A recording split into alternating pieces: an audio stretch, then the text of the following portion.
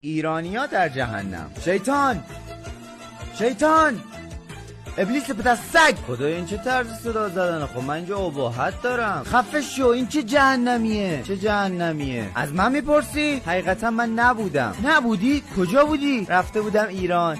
واسه چی؟ واسه ادامه تحصیل. برو به جهنم. خدای اعصاب نداری یا؟ تو رو با آرامش دعوت میکنم. با من بگو درد بزغاله. میگم برو سر کارت. ها اون بچه ها هستن داره صدا هللیوسه میاد. خدای حقیقتا دیشب یه بار تازه وارد ایرانی داشتیم. خب که چی؟ خب اینا جنوبی بودن. مگه جهنم واسه جنوبی ها فرق میکنه؟ والا اینا اومدن وارد جهنم شدن گفتم به ولک چقدر اینجا خنکه. ابلیس جان تب داری؟ آره والا دیروز انقدر دمای جهنم بردم بالا تب کردم.